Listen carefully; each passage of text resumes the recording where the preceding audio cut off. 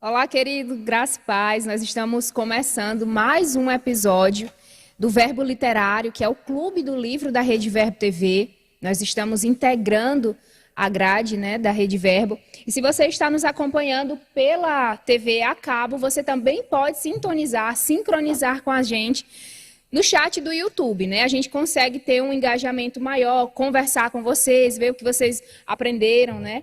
E de antemão, se você não está inscrito ainda no nosso canal, aproveita também esses primeiros minutos, se inscreve no nosso canal, ativa o sininho e fica conectado com a gente no chat. Então, boa tarde, Vanessa. Boa tarde a todos que já chegaram, né, antecipadamente, algumas pessoas. Amanda Amorim já estava aqui desde o início. Daniela Silva, boa tarde, Dani. Berg Fernandes, na pessoa de Berg, e acredito que a Adriana. Não falou ainda, mas geralmente eu fico na expectativa de estar nos assistindo Fátima Fernandes. Então, fala aí, Fátima, se você está nos acompanhando, né? E você vai ter a oportunidade ainda de mandar esse link para algumas pessoas, ainda dá tempo, né, de a gente acompanhar toda a história desse casal, né? Hoje é algo bem, é um programa bem diferente pelo fato de ser um casal, né? E a gente vê que eles se moveram, né, nessa perspectiva de cura de uma forma muito diferente dos demais que a gente apresentou. Na verdade, não só os de cura, de todos os avivalistas que a gente apresentou aqui, eles têm, né, um perfil bem distinto dos demais. Então, crie expectativa e mande para as pessoas que você lembrar. Um outro marco também que nós estamos completando hoje é que esse episódio é o 10º episódio. Primeira dezena.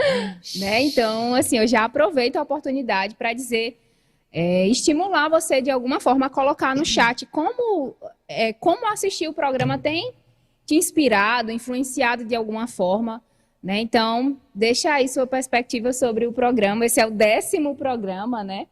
Nós estamos completando uma dezena, então, para felicitar o programa e as apresentadoras, coloca aí como tem sido para você essa jornada de conhecer alguns dos generais de Deus. É isso? Então, vamos começar. Como Vanessa disse, né, nós estaremos falando sobre um casal, o casal Charles e Frances Hunter. O capítulo deles eu achei bem interessante, né? A frase já é muito impactante, a frase com qual o capítulo começa. Diz assim, né? Se nós podemos, você também pode. Já para introduzir um pouco da história deles, o Roberts, né, que é o escritor do livro, ele fala que uma das coisas que marcou ele foi a forma como eles ensinavam, instruíam as pessoas que todo crente no Senhor, todo filho de Deus, podia se mover em cura, podia ministrar cura nas pessoas, porque eles carregavam, né, o poder de Deus dentro deles. Depois o autor também vai dizer que um dos capítulos, um dos versículos, dos trechos da palavra que marcou o ministério deles foi aquele versículo que fala que os sinais seguirão, né, aqueles que creem. Obrigada.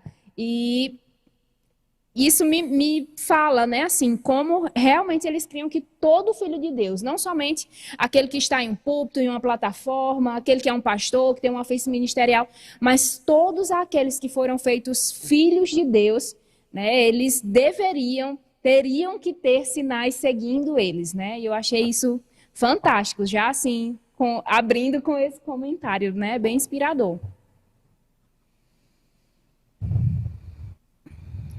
Exatamente. Então, você quer comentar aqui esse primeiro... Porque o autor sempre faz isso, né? Esse autor, principalmente. Parece, quando eu vou lendo, eu lembro de um filme, né? Ele traz um recorte, né, de um acontecimento futuro, né? Já de futuro em relação à vida da pessoa, né?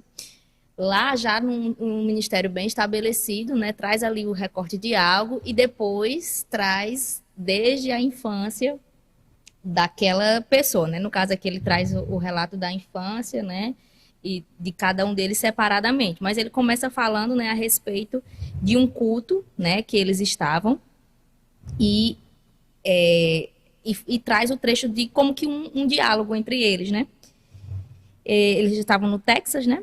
E aí Francis, né, fala para Charles: Deus acaba de falar com você Então, é uma marca que a gente vai ver que eles tinham concordância em tudo que eles faziam no ministério, né? Então, dos pequenos detalhes, né? Até a questão do casamento, dia do casamento, essa parte vai ficar com a Amanda, ela vai falar. A Amanda dos casamentos. Mas até o dia do casamento, eles eram guiados, né? E Deus sempre falava a mesma coisa para eles dois. E aí, nessa ocasião, né, desse culto, eles já estavam com o ministério bem estabelecido. Eles se perguntaram, né, se Deus tinha falado um com o outro. E aí, eles se confirmaram, né, que sim, sobre um culto de milagres, né, que eles nunca tinham feito, né, participado desse culto. E nessa reunião, eles anunciaram, né, e resumidamente, pediram a aprovação do pastor ali local.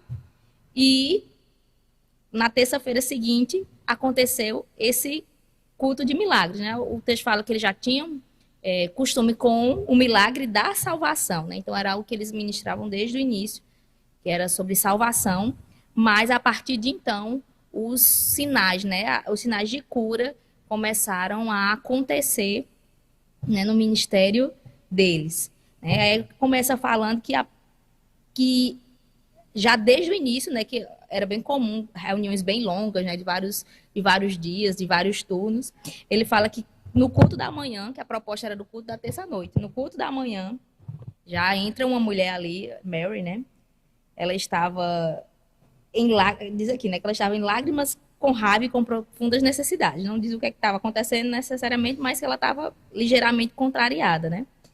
E aí, Bob, que era o filho desse pastor, né, que eles estavam na ocasião aí das reuniões, né, levou ela, juntamente com sua irmã, né, para uma sala de aconselhamento, e nessa sala de aconselhamento ela recebeu Jesus, né, e ele veio anunciar na reunião que essa mulher havia recebido Jesus, né, veio falar contentemente do que havia acontecido.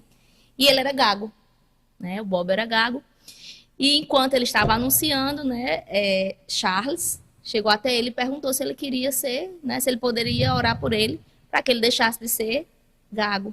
E, resumidamente, Charles orou e ele pegou o microfone e continuou recitando alguns versículos sem nem uma gagueira, né? E aí diz que esse culto já pela manhã já explodiu de aplausos, né? As pessoas ficaram muito animadas e motivadas por aquilo que já começou a acontecer desde a manhã, né? Com a expectativa de algo grande para a noite, mas o Senhor... Acho que até ele fala que o Senhor não esperou a noite, né? Ele já se moveu desde esse culto matutino. Isso. Aí o livro começa trazendo um pouco da trajetória da mulher, né, da Frances, e depois trazendo um pouco da história do Charles.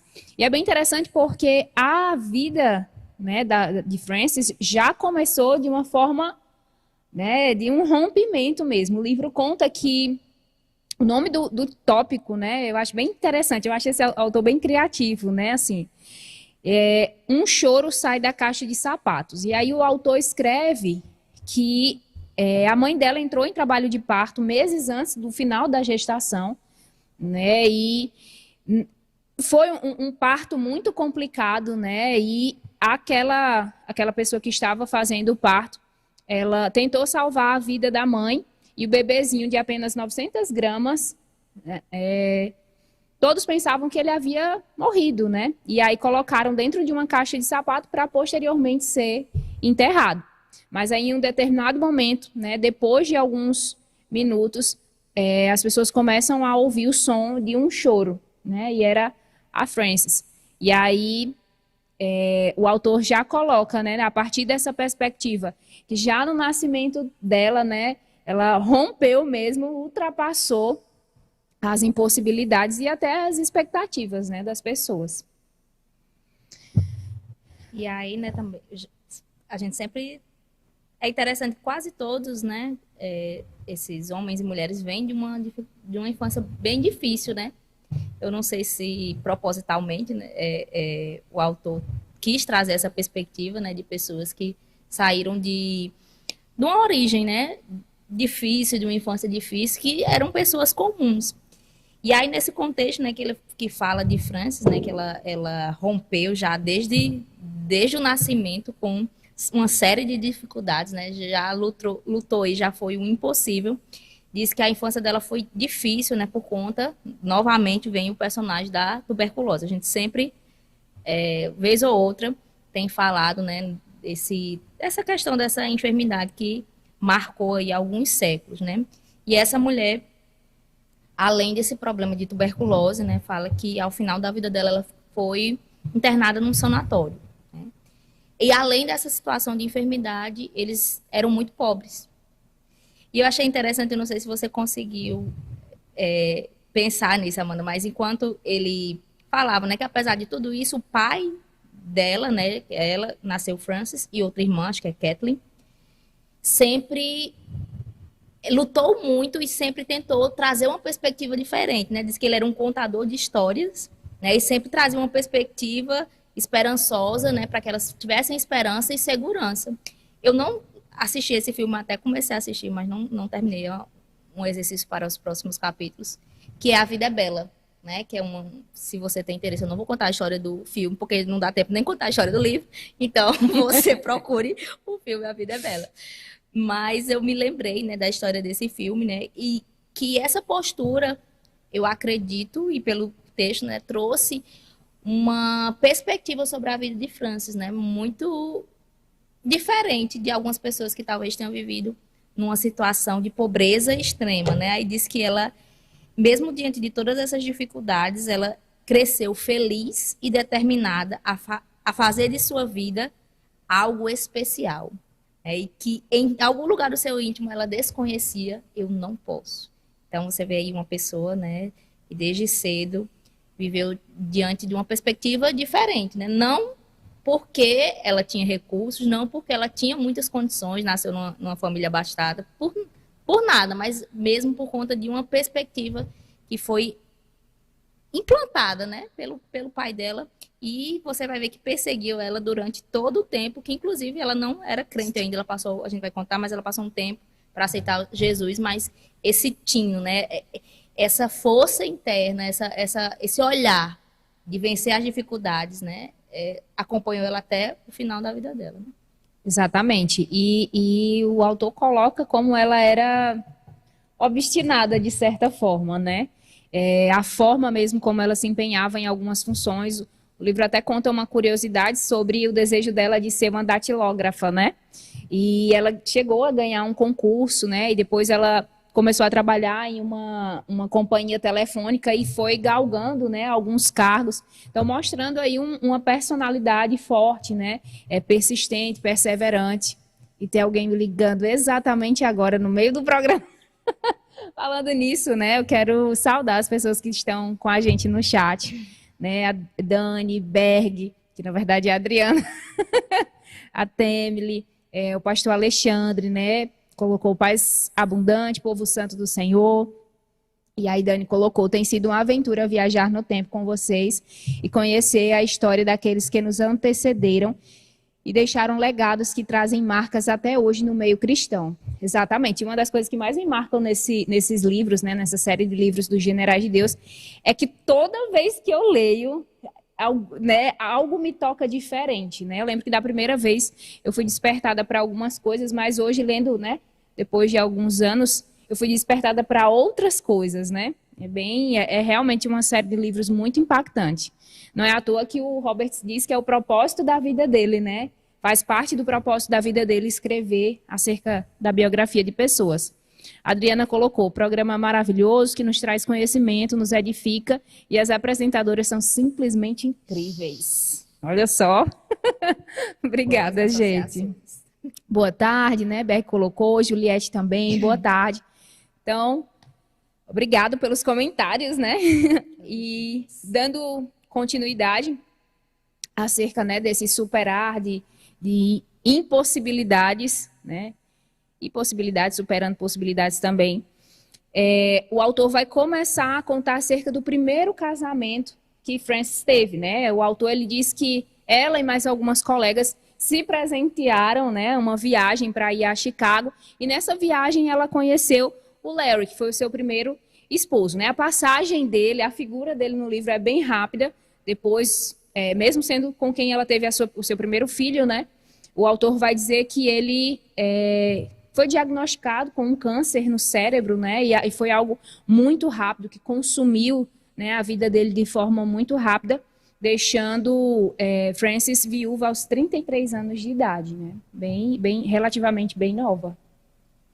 É bem interessante que nessa sessão ele traz um paralelo, né, de que nessa situação a mãe dele, né, se muda para outra cidade, né, e aí ela segue a sogra, né, com o objetivo de consolá-la também e de criar o seu filho próximo da família dela, né, da família do esposo dela, né, aí ele traz o paralelo de Ruth que seguiu Noemi.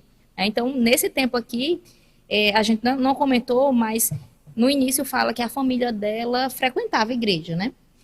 E traz a observação de que eles não ouviram a mensagem de Jesus, né? Então, eram pessoas que frequentavam a igreja, mas aparentemente não tiveram, né, até então, pelo menos ela até então, um encontro genuíno com Jesus, né? Então, ela sabia o que era igreja, né, mas não vivia, pelo menos pelo entendimento, pelo que o autor fala, o contexto, né, de seguir a Cristo, mas mesmo assim ela tem essa atitude, né, de seguir aí a sogra dela para proporcionar, né, um consolo e também poder criar o filho dela.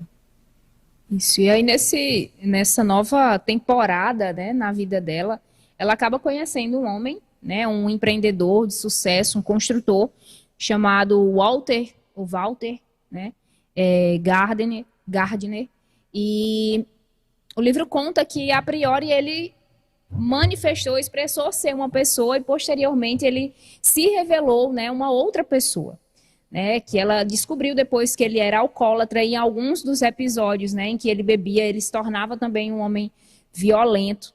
Então, depois de alguns anos, né, eu acredito que com crises constantes no casamento, né, enfrentando mesmo violência doméstica, e essas crises mesmo provenientes do alcoolismo e talvez de não seria uma personalidade, mas de uma vida dupla, né? Houve uma separação, né, juntamente com a ordem judicial de afastamento entre eles, né? Então, dá a entender que foi algo relativamente grave, né? Tanto que o autor fala, né, que foi a única coisa impossível que ela fez na vida dela, né? E que se revelou bastante desastrosa. Impossível, né? Isso, impossível. Pesado. E aí depois o livro vai começar, né, que vai contar um pouco de como ela foi enveredando por alguns caminhos, né? Tanto que eu lembro que eu estava lendo, quando eu li, o livro conta que ela chegava a fumar 5 maços de cigarro por dia. Eu lembro que eu estava lendo e quando eu vi isso, eu fiquei bem chocada, né? Sem falar que ela bebia e vivia mesmo uma vida dissoluta, né? E até que ela teve um encontro, né, com Jesus, com a palavra. Você quer falar um pouco acerca disso? Isso. Agora ela teve um filho com o primeiro marido, né? E agora também teve uma filha com esse segundo marido, e agora ela era uma mulher divorciada que tinha que cuidar dos filhos, né? E novamente lá vai ela com toda a obstinação, né? Começou um serviço de secretária, né?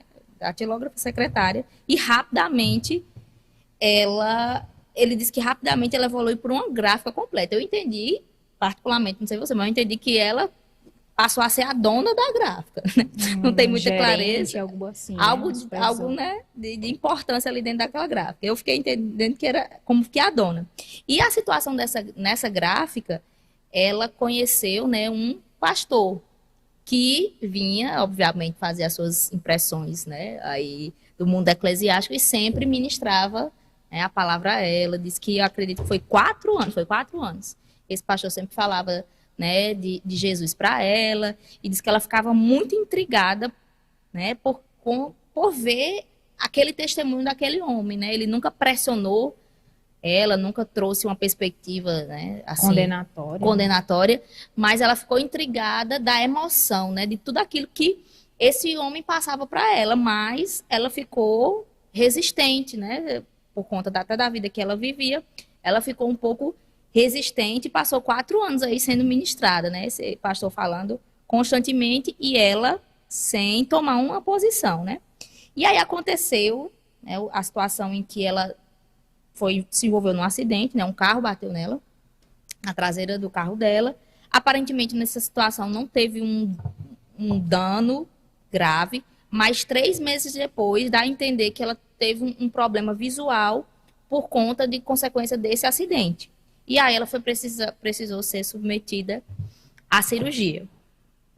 E ela ficou bastante temerosa, né? E fez uma oração. Acredito que ela lembrou, né, dos tempos de criança que frequentava a igreja. Aí fez uma oração pedindo para Deus proteger da dor da cirurgia, né? Ela estava com medo da consequência aí da cirurgia.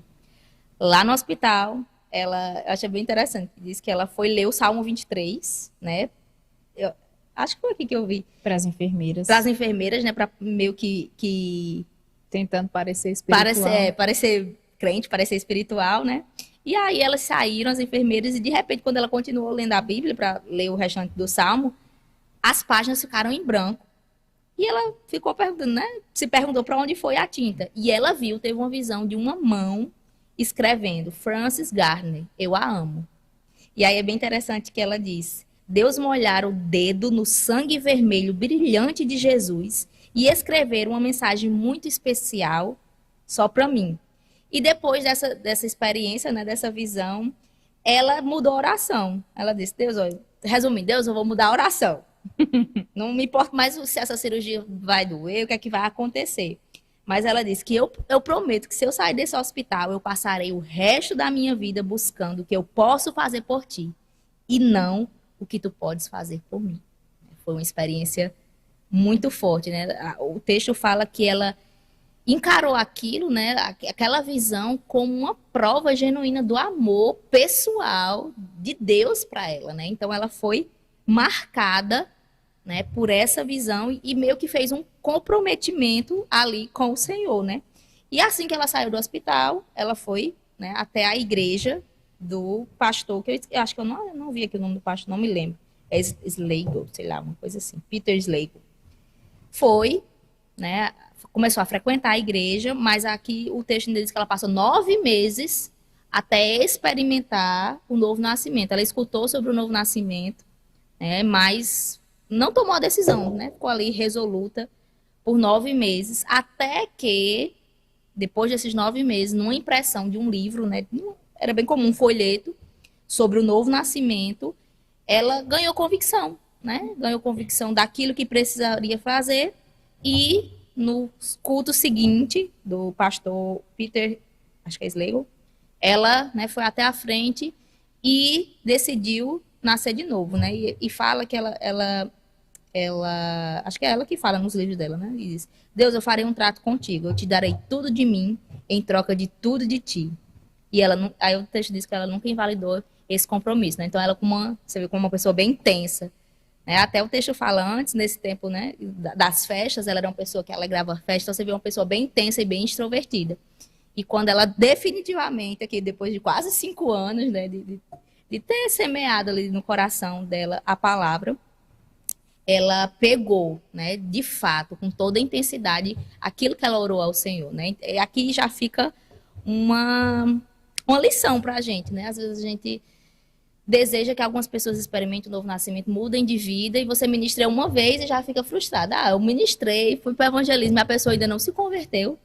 E aí você vai ver na história de uma grande mulher de Deus, assim, de uma convicção, de uma força, de um ministério, né? De uma personalidade, de um amor para Jesus tão grande que você nunca imaginou. Essa mulher passou quase 5 anos ouvindo a palavra, teve que ter uma experiência com Deus, uma visão, e depois ela se converteu, né? Então não subestima aqueles que você tem ministrado a palavra, né? Pode ser um grande general de Deus para essa geração, né? Ela se converteu com, acho que 49 anos. Ou seja, não era mais uma jovem. Às vezes a gente tem expectativa de uma pessoa jovem, né, ter um grande ministério, ter um grande impacto no reino de Deus quando ela é jovem, mas, né, a gente vai ver que ela teve um ministério muito frutífero, mesmo começando aí o que aparentemente algumas pessoas podem achar tardio, né? Exato.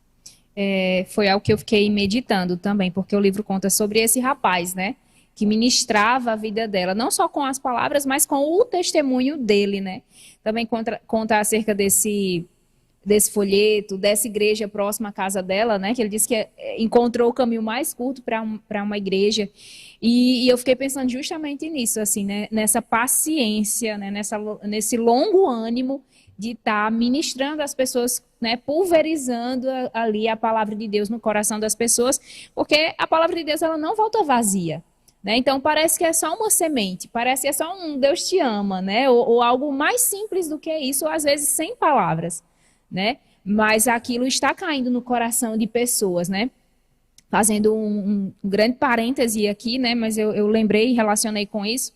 Ontem eu estava assistindo um testemunho, eu fiquei muito impactada assim com o testemunho do rapaz, né? Ele contando que entrou no mundo das drogas, né, e começou mesmo a ficar dependente daquilo, a ponto de morar nas ruas, né, um rapaz muito jovem, mas as pessoas, pelo o desgaste dele, né, ele disse que passou 1 ano e meio sem tomar banho, sem se alimentar direito, perdeu os dentes, várias atrocidades, tragédias mesmo assim na vida dele.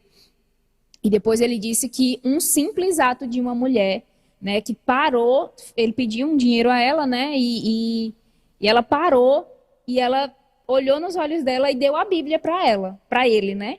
E não contou nada, não disse onde ele deveria abrir, só entregou a Bíblia para ele e ele disse que ele começou a devorar aquele livro, né? Devorar a palavra de Deus, meditar na palavra de Deus. E ele disse que enquanto ele tragava um cigarro, né, ou cheirava algo, ele lia a palavra de Deus, lia a palavra de Deus. E quanto mais ele se enchia da palavra de Deus, mais fastio ele tinha pelas drogas, né? E foi assim que ele conseguiu, depois de vários anos, né, na Cracolândia, em outros ambientes também, ele conseguiu se desvencilhar desse passado, né? E eu fiquei meditando e relacionando, né, esses dois episódios que eu estive em contato recentemente, na importância mesmo, assim, de você estar liberando sobre as pessoas, né? E se submeter à inspiração mesmo do Espírito Santo para tocar elas, não com um toque humano, né? Mas com um toque da parte de Deus. Poderoso. Dando continuidade, né, à história dela, o livro conta que posteriormente, né, que ela foi ganhando consistência, né, na sua jornada, no seu crescimento espiritual, que ela lança um livro. O nome do livro se chama Deus é Fabuloso. Guarde essa informação do livro. Né, ela lança o livro e o livro foi um sucesso. Depois ela começou a ser chamada, né, para ministrar, para palestrar. E aí, em um desses momentos, a sua vida vai se cruzar, né, vai cruzar com algo. E aí, eu estava lendo aqui os comentários, né, chegaram algumas pessoas, Paulo chegou e a Adriana comentou, né, hoje estamos trabalhando e acompanhando o programa juntos, Adriana e Berg. Eu fiquei pensando, para assistir um casal, tem que ser um casal, tem que ser um casal também, né? Pelo menos um. Exatamente. Então, dá uma pausa na história de Frances e agora vem a história de Charles, né? Ele também teve uma vida simultaneamente, paralela a ela, mas em algum ponto Deus cruzou o caminho deles, né? Charles, né? Ele era 4 anos mais novo do que ela, né? Também nasceu na mesma circunstância, né? De muita falta, de pobreza, né? A diferença é que ele tinha mais irmãos, eram 6, dos quais ele era o quinto, mas ele teve aí a diferença de viver num ambiente urbano, né? Não, ao contrário. Ela viveu urbano e ele viveu no ambiente rural, né? E aí eles se alimentavam e viviam daquilo, né, que produziam da agricultura, né? Os pais dele se converteram, né? Isso é um pouco diferente. Aparentemente os pais dele viveram, né? Tiveram uma experiência genuína com Jesus e ele seguiu, né? Ele seguiu um pouco, né, essa questão de ir para a igreja, se comprometer, né? Embora o texto fala que nesse início, né, na sua juventude, ele, né, ministrava, liderava jovens, mas Deus ainda era uma porção relativamente pequena da vida dele. Né? Aparentemente, o que mais marcava, o que mais pulsava o coração dele é porque ele queria ser um contador. Então, ele tinha esse desejo, ele até se alistou, né, para Foi Pearl Harbor? Não, foi para a Segunda Guerra Mundial. Ele se alistou para a Segunda Guerra Mundial, mas logo voltou e abriu um escritório de contabilidade juntamente com um amigo dele, né? E disse que ele dizia que quando fosse um contador, quando abrisse o escritório dele, o primeiro cliente seria o prefeito da cidade. E assim o foi. E aí ele segue a vida dele, né? Continua na empresa de contabilidade e conhece sua esposa, né? Nesse contexto de igreja, né? E aí é bem interessante que fala que eles eram cristãos fiéis, né? Eles dizimavam, eles ofertavam, ele já tinha servido à igreja, era porteiro, diácono, né? Membro do conselho, membro de coro. Então eles eram fiéis, né? No sentido de eles eram compromissados. Mas diz que ele mesmo falou, né? Acredito que em um dos livros, que a gente vai ver que eles escreveram vários livros, que ele era um cristão como que uma ameixa seca. Ou seja, ele tinha bastante compromisso com o Senhor, mas nunca tinha tido um encontro, né? Não tinha experiências com a pessoa de Jesus, até que eles decidem, né? Ele e a esposa dele decidem frequentar uma outra igreja, que foi a primeira vez que eles sentiram a presença de Deus, né? E quando a gente lê aqui sentir a presença, né? Não só uma experiência sensorial, né? Não só aquele arrepio, mas a gente entende pelo impacto do que aconteceu, né? Daqui para frente, é que eles, né, tiveram experiência e continuaram tendo experiência com a manifestação da presença de Deus, né? Com essa intimidade de conhecer a pessoa de Deus. E aí diz que num desses cultos, né, nessa nova igreja, ele começou a participar de orações semanais com os homens.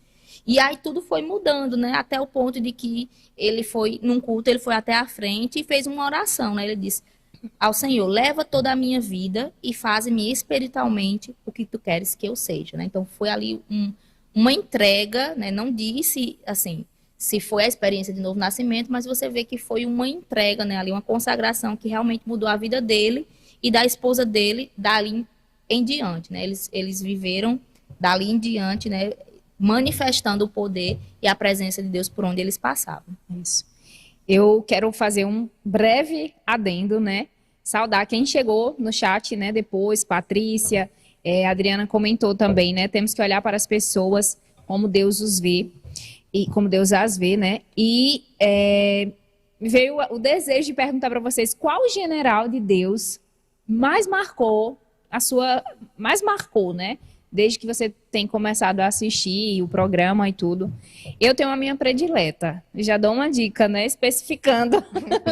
Mas coloca aí no chat quem foi, né? Seja um homem, uma mulher, ou esse próprio casal, né? Que marcou você e por quê? Deixa aí nos comentários. Infelizmente, né? Dando continuidade, a Jenny, né? A então esposa de Charlie, foi diagnosticada com um câncer no ovário e, nas palavras, né, de Charlie, ela bravamente, né, combateu aquilo, resistiu, era uma mulher de fé, orava, né, inclusive tem uma fala dele bem impactante acerca disso, né, ele comenta: ela atingiu uma fé em Deus, uma fé muito maior do que eu já vira, e se aproximou da eternidade com uma convicção tão ardente e positiva que não havia absolutamente qualquer espaço para dúvida de que ela era a pessoa, ela era pessoal e literalmente uma filha de Deus, dirigindo-se com alegria à sua morada eterna. E aí o livro conta que no dia 29 de maio de 1969, ela partiu para estar com o Senhor, né? E quando eu comecei a ler o parágrafo, eu já pensei, né? Será que vai vir um abatimento sobre ele, né? Acerca disso. Porque o livro conta que aparentemente era um casamento muito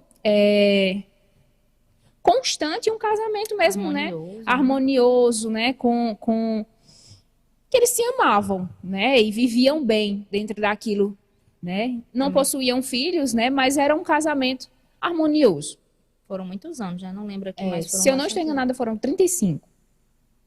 E aí o livro conta que, pelo contrário, né, logo depois desse rápido período, né, assim, de luto, ele começou com mais intensidade a servir ao Senhor.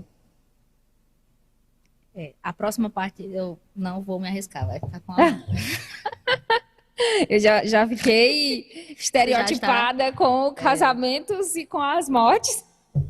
É a santa casamenteira, Amanda. Deixa eu ler aqui o que o povo colocou nos comentários.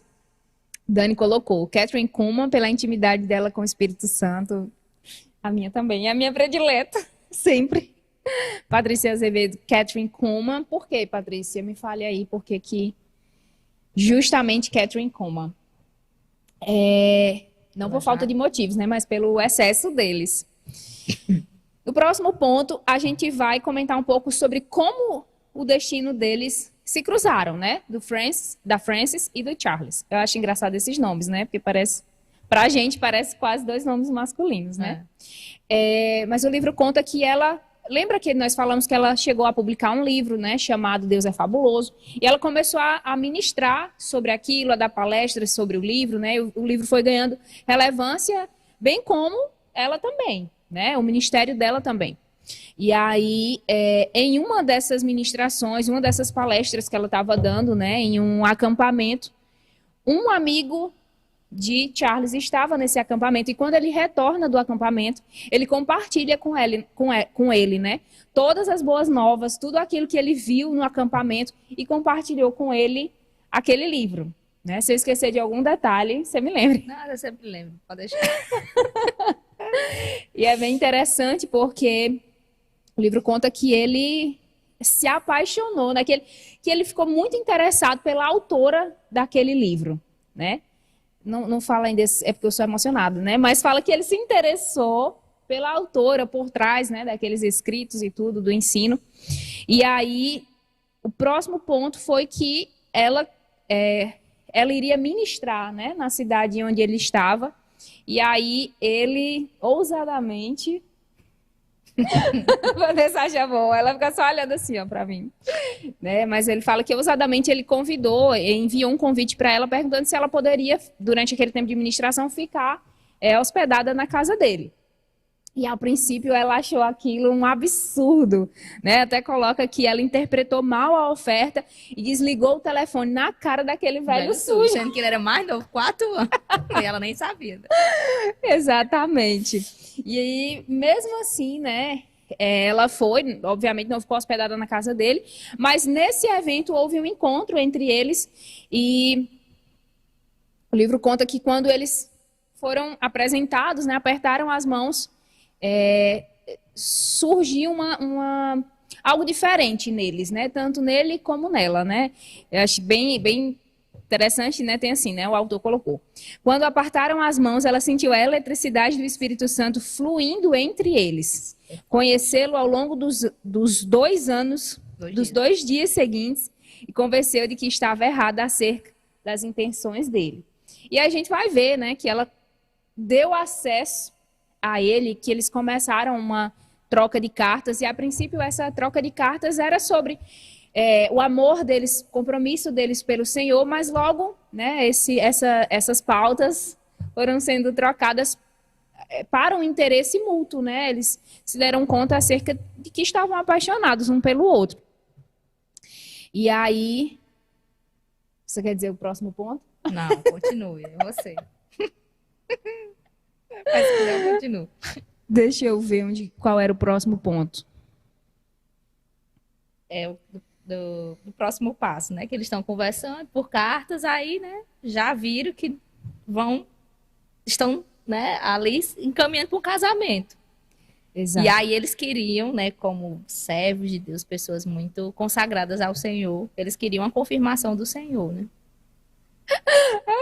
Eu li aqui agora o comentário de Adriana. Tem muitos procurando essa eletricidade. É Berg Mota. É Berg, é verdade. Porque tem o Berg e o Lindenberg, né? Fica a dica aí pro solteiro, Eita, vai pros eventos. Vá buscar eletricidade no Senhor para você eletrizar os outros. Vá pros eventos de crente. E aí fala, né, de algo que Deus testificou no coração deles acerca do momento em que eles deveriam casar, né? A Frances recebeu uma inspiração de que em um ano havia sido a esposa dele, mas no próximo ano, que no caso era o ano de 1970, era o ano dela. E aí ela comunicou para ele, né? Deu a entender que ela já sabia daquilo, mas ela queria saber se Deus estava testificando o coração dele também. E Deus testificou no coração dele, e então eles casaram, né? Primeiro dia do ano seguinte, né? Na festa do Senhor. Isso.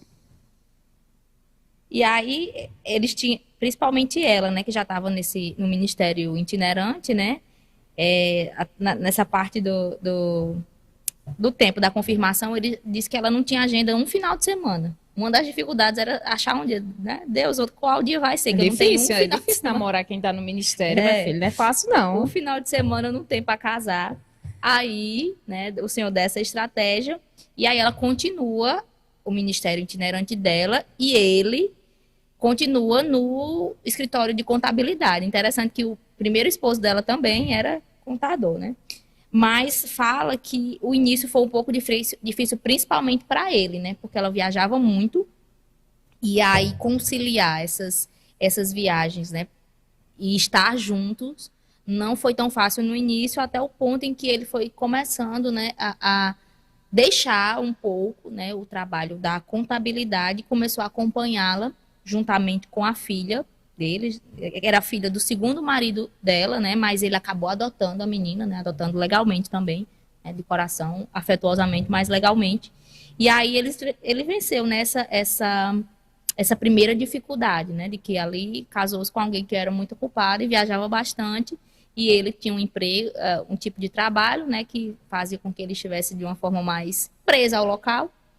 Mas aí, após, né, algum tempo, eles conseguiram equalizar isso e ele começou, né, a acompanhá-la nas viagens, né? Até fala que no início ele pensava que iria apenas acompanhá-la, ia ser um apoio, né, amoroso ao ministério dela, mas com o tempo ele começou a contribuir, né, e fazer parte desse ministério, né? Eles escreveram livros juntos e separados, né, cada um seu livro, e começaram também os dois a ter uma atuação, né, no ministério itinerante, que foi nessa situação do ministério itinerante que já aparece a nossa querida estrela Kathryn Kuhlman. Isso, o livro conta que eles, a partir dessa associação com Kathryn Kuhlman, né, eles começaram a também começar a ver e aprovar algumas manifestações do Espírito, né? Eu imagino que a pessoa se associando com Kathryn Kuhlman, ela tinha que provar também, né? Mas conta como eles começaram a ver curas, né? Curas acontecendo e pessoas também caindo no Espírito, né? Caindo mesmo debaixo da unção. E só um comentário, né, de Temle, ela colocou: John Alexander Dowie, apesar dos erros que ele cometeu, acredito que ele foi um instrumento da parte de Deus para dar início a um ensino a respeito de cura naquela geração. Ele também me marca muito por ser visionário, né? Eu sei que um dos pontos mais baixos da história dele, né, e foi um fim trágico, né? Mas ainda nisso você vê alguém visionário, né? Tentando construir uma cidade, né? Mas enfim, voltando, já se comentou, eita Glória, partiu procurar eletricidade. Bora. Animadíssima, Vanessa, bora. O livro conta, né, continua dizendo que eles ficaram associados com o Ministério Kathryn Kuhlman, não tem muitos detalhes sobre isso, mas que eles se associaram a ela e ao ministério dela por ainda 5 anos, né? Até Kathryn morrer, né? Em 1976, como já dito no programa, no especial sobre a vida dela.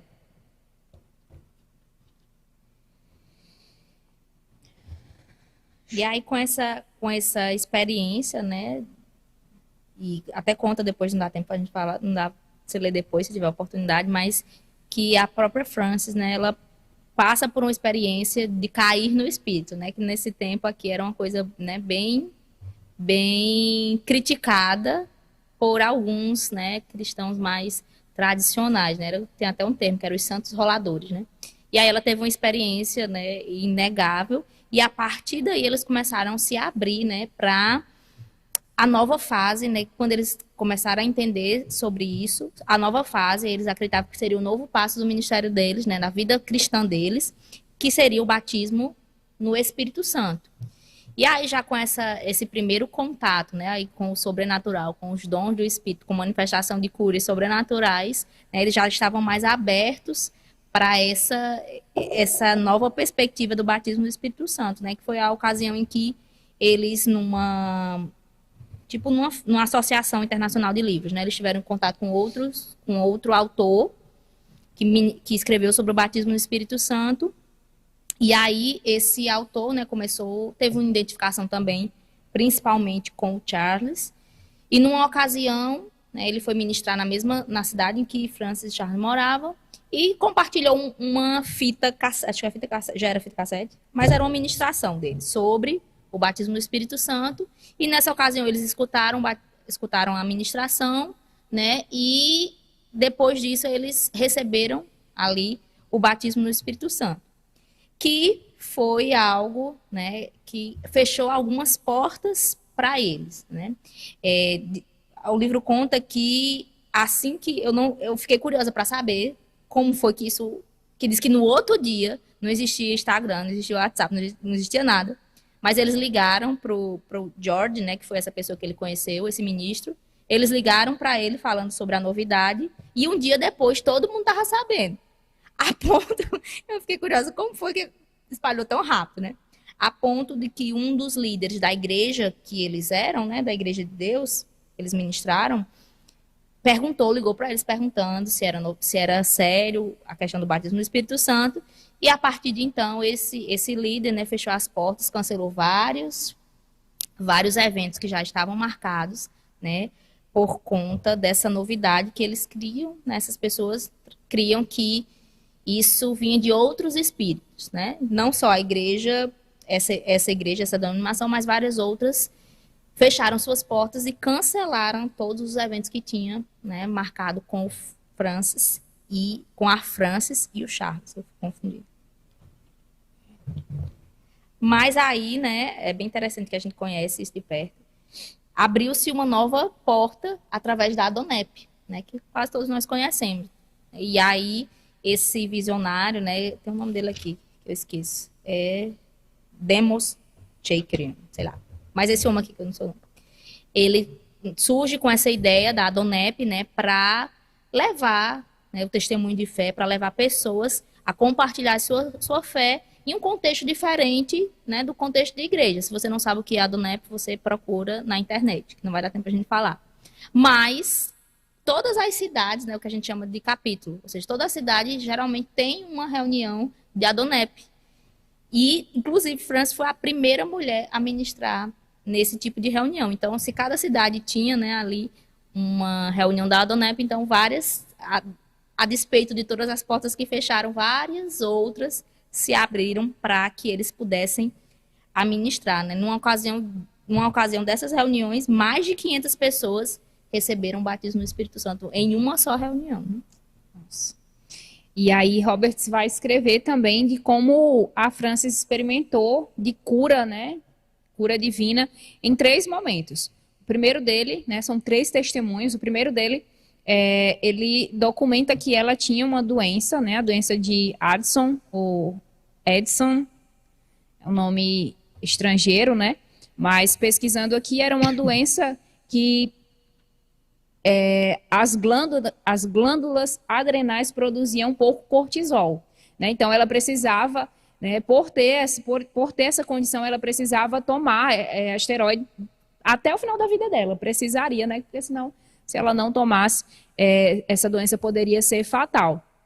E o livro conta que ela, né, seguindo, aproveitando mesmo o ministério, né, cumprindo escalas e tudo, né? Vanessa já falou que ela tinha uma escala bem apertada, uma agenda bem apertada, mas o livro conta que ela simplesmente esqueceu de tomar os remédios, né? E quando ela procurou o médico, né, para saber como estava a sua condição de saúde, ela havia sido curada a doença.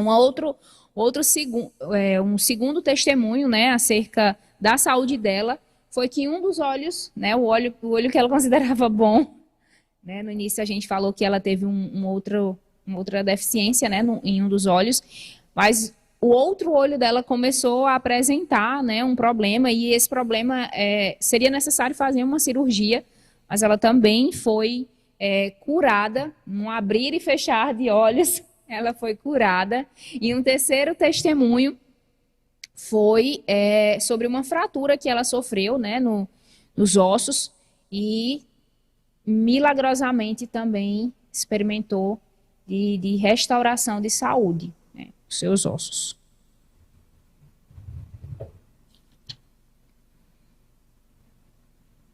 Acho que aqui dá continuidade a alguns testemunhos, né, mas dessa vez em outras pessoas, né, testemunhos de cura de câncer, de tumores também. Você tem bastante relatos, né, de pessoas de cadeira de rodas, né, se levantando. Às vezes só escutando, eles não estavam nem recebendo imposição de mãos, ou não estavam nem no local, né, que eles também depois expandiram para as fitas, né, as tecnologias do tempo, para alcançar mais pessoas escutando essas fitas, né, sobre cura, elas levantavam, né? Tem um testemunho do homem que ele levantou da cadeira de rodas e começou a andar perfeitamente. Em 1980, Frances, ela tem uma visão, né, daquilo que ela interpreta como sendo a vontade de Deus para o mundo, né, e ela vê o planeta sendo coberto por cura. E aí ela tem um discernimento, né, para começar a ensinar sobre isso, preparar pessoas para que essas pessoas também pudessem ministrar cura, né? E deixa eu ver se tem alguma parte aqui que talvez seja relevante para a leitura. Eu lembro que tinha algo que eu tinha marcado aqui. Tem a série dos vídeos, né? Isso. Em vez de se limitarem a impor as mãos pessoalmente sobre os enfermos, onde quer que fossem, os Hunters receberam uma comissão revolucionária para ensinar as nações como curar, para que os crentes pudessem impor suas mãos sobre os enfermos e vê-los recuperar-se. Posteriormente também o autor vai colocar alguns fundamentos, né, doutrinários, depois de pesquisas e estudos, né, na palavra de Deus, eles estabeleceram dois fundamentos principais. O primeiro dele, né, o livro conta que após um estudo minucioso dos evangelhos, eles perceberam que Jesus não orava, não pedia ao Pai para curar os enfermos, mas ele ministrava, né, o corpo das pessoas e, quando necessário, ele repreendia, né, aquela enfermidade, aquilo que estava ocasionando mal, né, no corpo das pessoas, na mente das pessoas. E o segundo fundamento, ensino, né, fundamental, era que a pessoa deveria fazer algo que ela não faria, né, antes de ser ministrado. Então, baseado, né, nos comandos de Jesus, levanta, toma a tua maca, né, ou seja, faz algo que você não poderia fazer antes. Então, esses dois fundamentos eles tinham no ministério de cura deles, né, que eles passaram posteriormente a ensinar para outras pessoas.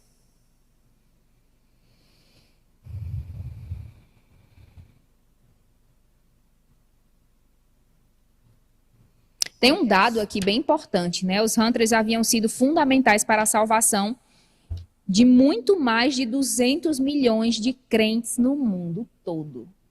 É um dado assustador, incrivelmente assustador, né? E aí, não sou portadora de más notícias nem de morte, mas a gente se encaminha já para o final, né? E nos anos finais da vida deles, e assim, relativamente eles viveram muito tempo, né? Se comparado com alguns avivalistas e evangelistas, né? Por exemplo, o Ivan Roberts, né? Que morreu de forma muito prematura, eles viveram longos anos, né? Entraram mesmo na casa dos 90 anos, e aí, mais para o final da vida, né? De Charles, de Frances, né? Ela foi acometida de uma doença. Você quer falar acerca disso? Pronto. Queria rapidamente só falar desse censo evangelístico mundial, né? Que é bem interessante, que ela já estava aí perto da casa dos 80. Ela ainda teve uma visão, que acredito que é o final que o autor fala sobre essa questão de visão, né? Visão ainda, né, aí no final dos seus últimos anos.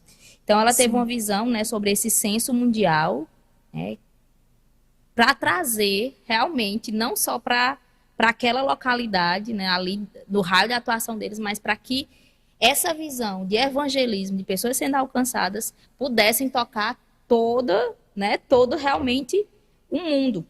E aí, eu não lembro se é nessa parte, mas ela começa a instituir o dia, acho que é o Dia Nacional da Missão, o Dia Nacional de Cura, que depois, né, vai para o Dia Mundial.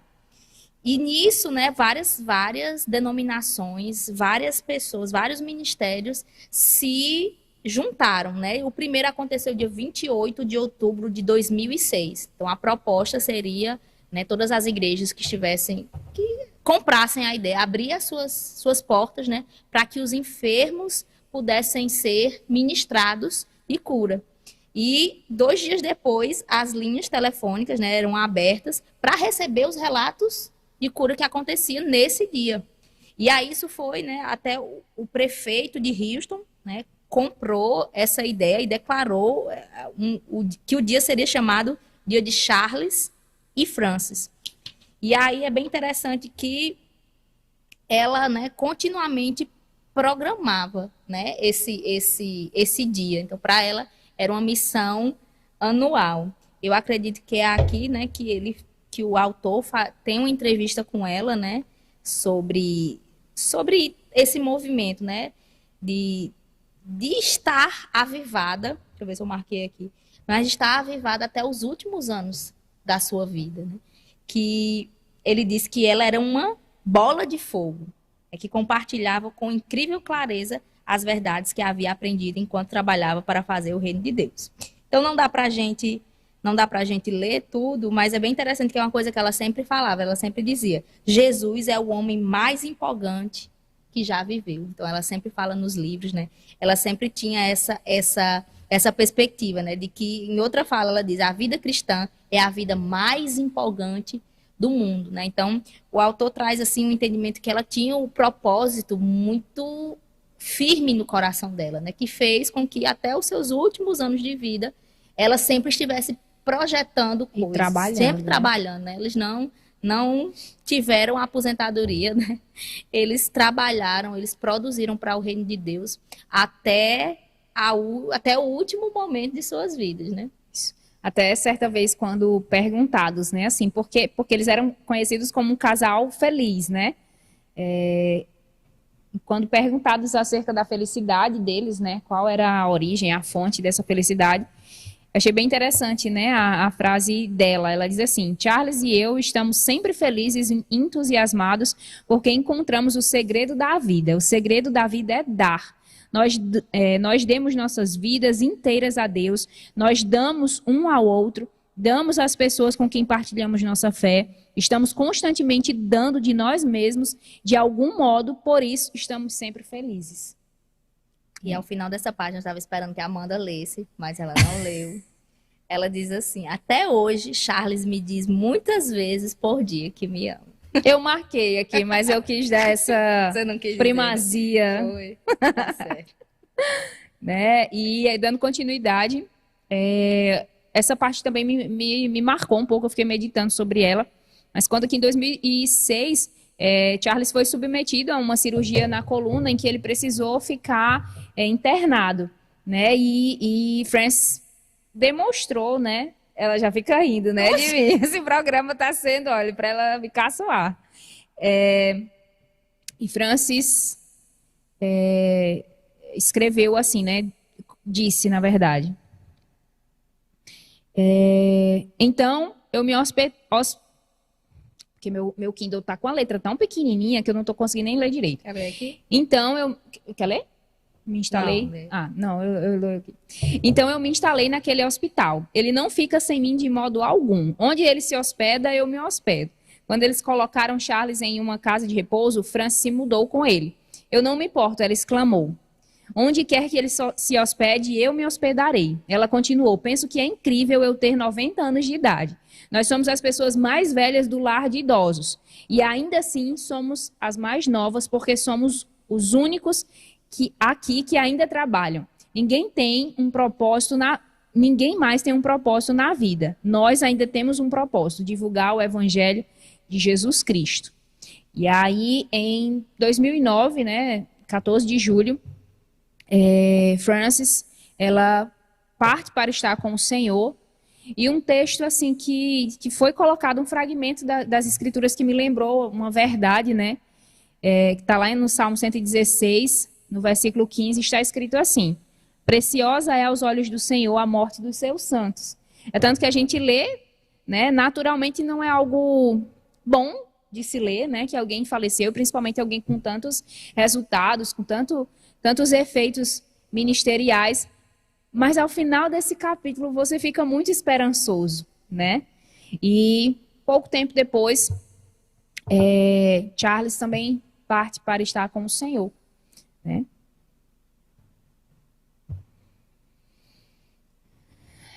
É escrito que uma das frases que eles sempre diziam, né, era: Deus disse, nós cremos, e isso encerra o assunto.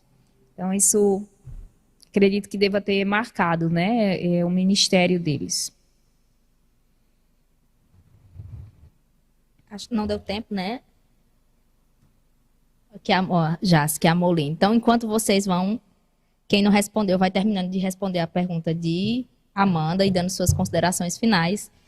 Foi até uma das estratégias que Deus deu a Frances, né? E que eles compartilharam isso com todo mundo, né? O programa, meio que como que o programa evangelístico deles, né? É que ela recebeu do Senhor mesmo, né? De que chegar para as pessoas e perguntar se elas eram salvas, né? E aí, se a pessoa não fosse, ele já conduzia a pessoa para fazer a oração de confissão. Se a pessoa dissesse que era salva, ele já conduzia uma pessoa, né, para ser integrada em uma igreja, né, e desenvolver a sua fé. É bem interessante que essa rede, né, ela se estendeu para várias nações e por conta disso é que tem esse número, né? Tem um outro número que bilhões de pessoas foram alcançadas, bilhões de pessoas confessaram o nome do Senhor, né, através do ministério deles, né? Então eles tinham uma visão muito grande. O que mais me impressiona é que isso não foi no início do ministério, né? Não foi ali quando tinha juventude, muita juventude, foi já mais para o fim do ministério deles, né? Eles viram, na minha opinião, foi um dos que mais tiveram assim essa perspectiva de passar para a próxima geração, né? Eles não, como a gente leu e como eles se viam, eles não eram pessoas, né, assim como Kathryn Kuhlman, como Oral Roberts, que existia uma grande unção sobre a vida deles, né? Tudo que aconteceu, obviamente, que existia uma unção, mas não era algo tão, né, notável se a gente comparar com o ministério de Kathryn Kuhlman, né? E de outros que a gente vê hoje, ou de outros que a gente já falou. O que acontecia eram os sinais seguindo mesmo, porque eles criam. Mas, né, a despeito de talvez não ter esses dons tão extraordinários operando no ministério deles, né, eles tiveram uma visão, né, de passar para a próxima geração, fazer com que aquilo que estava sobre a vida deles, que eles criam, que não era só sobre a vida deles, né, não diz respeito somente ao ministério deles, mas era um chamamento para todos os crentes, né, fosse meio que sistematizado, a ponto que ainda existe o ministério deles hoje, né, deu continuidade com a filha deles, Joan, né, e se você procurar na internet tem vários dos livros deles também, né, então eles marcaram, né, talvez não é tão conhecido para a gente, né, por conta da distância aí geográfica, mas dá a entender que eles tiveram um impacto muito grande naquilo que eles fizeram, né? Não só na unção que estava sobre eles, mas como eles sistematizaram as coisas. Até fala no livro, né, de que Charles, né, era bem metódico com as coisas tinham que ser bem, bem programadas, né? E ele traçou ali uma estratégia, né, de que cada pessoa, dia de duas em duas pessoas, acho que foi em Honduras. Eles pegaram uma nação pequena, de duas em duas pessoas, iam em todas as casas, e dentro de 2 semanas, 35 casas eram... tudo bem esquematizado, é muito interessante. Depois, se tiver interesse, né, aos evangelistas aí, procura esse relato que é bem interessante. Isso. No chat, Patrícia colocou: a vida de Catherine Kuhlman nos inspira até hoje pela sua entrega de fé e intimidade com o Espírito Santo, mulher cheia do poder de Deus. Lindenberg, né, Mota colocou Smith, Wigglesworth, também bastante inspirador. E ele colocou pela ousadia, pela fé ousada, né? Então, nós estamos chegando ao fim do programa e nós temos uma novidade, né, para contar para vocês. Nesse mês de outubro, nós estaremos comemorando os 506 anos da Reforma Protestante e para comemorar isso, nós estaremos finalizando esse livro, né? Estivemos finalizando esse livro hoje e estaremos inaugurando, né, novos episódios com o livro Generais de Deus, os Reformadores. Não é isso? Eu acho que a gente não tem, né? Não veio, não? Claro. Não tem a edição aqui, mas se você está acompanhando, se você quer saber um pouco mais sobre a reforma, né, ela foi marcada por Martinho Lutero fixando as 95 teses na porta da igreja, no castelo de Wittenberg. Então, se você quer conhecer um pouco mais sobre isso, não perde o próximo programa, não deixe de ler também, porque é inspirador. Eu sei que a gente tem abordado muito, né, acerca das manifestações do Espírito Santo, e particularmente esse é um dos meus assuntos preferidos, prediletos, mas aqui nós vamos entrar um pouco mais, né, nos aprofundar um pouco mais sobre a doutrina, sobre a palavra. Então já fica o convite para que você não perca os próximos episódios.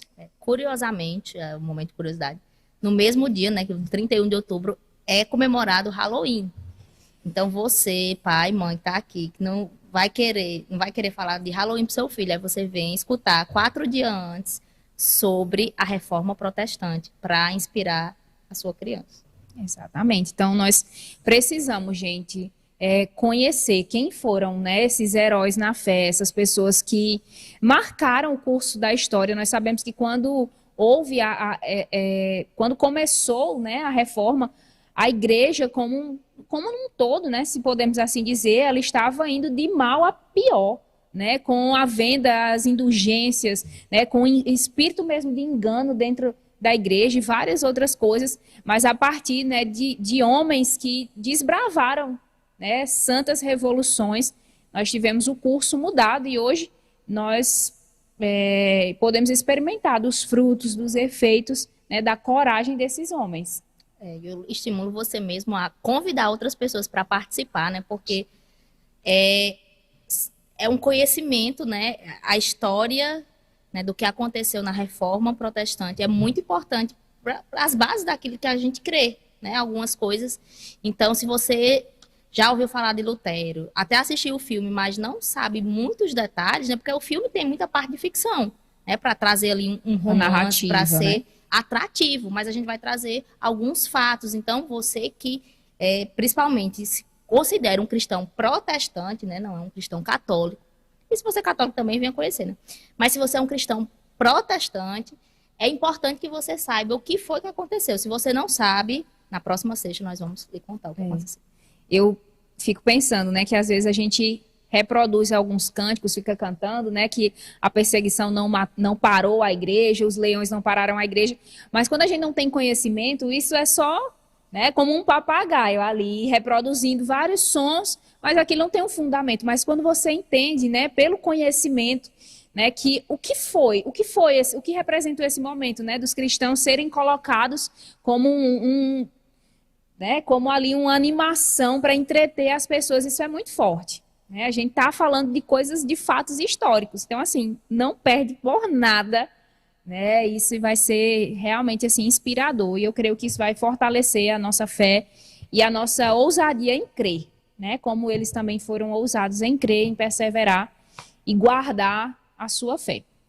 Então, nós estamos encerrando o programa de hoje. Se você sentiu o desejo de compartilhar, né, esse programa com alguém, não endureça o seu coração, mas compartilhe com alguém. Se houver algum ponto que você precisar rever, né, reveja também. O programa vai ficar salvo, assim como todos os outros anteriores, fica salvo no nosso canal e você pode assistir eles, novamente em um momento posterior. Então, nós nos despedimos e nós nos encontramos na próxima sexta, às 15 horas, aqui no canal Verbo Literário e através das plataformas, né, da Rede Verbo TV. Então é isso, até a próxima. Tchau, tchau.